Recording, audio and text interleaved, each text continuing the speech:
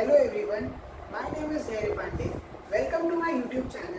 Today we are going to learn how to prepare a store ledger using FIFO method. So let's get started. This new topic of material cost is that FIFO method of inventory valuation. So FIFO का मतलब क्या होता है कि first in first out.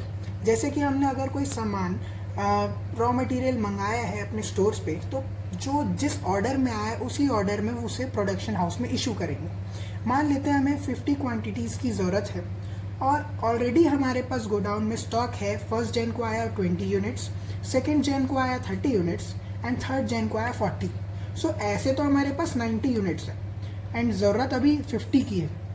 तो पहले मैं one Jain का आया हुआ 20 यूनिट्स लूँगा जो कि 7 रुपये पर यूनिट के रेट पे है. फिर मैं बाकी सेकेंड जैन के 30 क्वांटिटी को लूँगा जो कि 8 पर यूनिट के रेट पे है और इससे 30 और 20 मिला के 50 यूनिट्स में अपने प्रोडक्शन हाउस पे भेज दूंगा. इस 40 को टच नहीं करूँगा क्योंकि ये बाद में आया था. फर्स्ट इन फर्स्ट आउट का हमारे पास डेफिनेशन दिया हुआ है और ये भी सिर्फ हमें वही समझाता है that whatever thing has come to our store और factory first, it has to go out first. Where to go? If it is a retail, then it has to go to showroom for further sale, and if it is a factory, then to production house. So पहले हमने theory समझा, अब हम practical question देखते हैं. So हमारे पास एक store laser बनाने के अकाउंट का क्वेश्चन है. स्टोर लेजर बनाने का फॉर्मेट कुछ इस तरीके से होता है. First of all we have particulars, then column of receipt, then issued, then balance. Particulars के अंदर we note down transactions.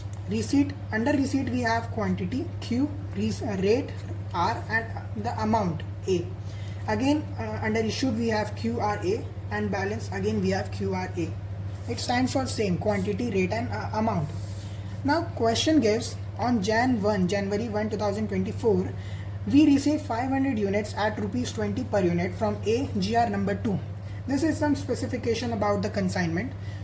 Now हमें 500 यूनिट्स मिली हैं जिसे हमें रिसीव हुआ है, जो हमने रिसीव किया है उसे हम रिसीट अकाउंट में रिसीट कॉलम में डाल देंगे. Jan 1 receipt from A and quantity we receive 500, rate was 20 and 20 per unit and together total sum is 10,000. And जो Jan 1 के सिचुएशन में हमारे पास फिर गोडाउन में जो सिचुएशन होगी, स्टॉक क्या होगा, वो 500 क्वांटिटी, रेट 20 था and total amount would be 10,000. If we go further, on Jan 10 we received 300 units at 24 per unit. तो जब हमें 10 जनवरी को 300 यूनिट मिला 24 के रेट पे, तो हमारे गोडाउन की सिचुएशन क्या हुई कि जो 500 यूनिट पहले से थे वो 500 unit at 20 rupees per unit and now we also have 300 units at 24 per unit. तो हमें ये दोनों को रिकॉर्ड करना है क्योंकि ये नया डेट है और गोडाउन की सिचुएशन नहीं है. Now further on Jan 15 we issued 700 units. हमने अपने फैक्ट्री से प्रोडक्शन हाउस के लिए 700 यूनिट इशू किया. तो since it is a FIFO method, हम पहले 500 जो पहले से आए हुए उन्हें इशू करेंगे eight 20 per unit and then 300 unit में से 200 यूनिट इशू करेंगे, तब टोटल 700 इशू होगा eight 24 per unit.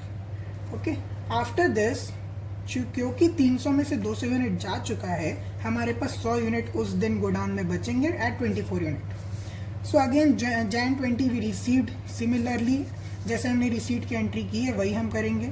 On Jan 25 we issued, हम वैसी ही एंट्री करेंगे जैसे हमने Jan 15 में की थी. देन Jan 28 में हमने फिर रिसीव किया, हमने उसकी भी एंट्री हम वैसे ही करेंगे जैसे हमने रिसीट की एंट्री पहले की थी.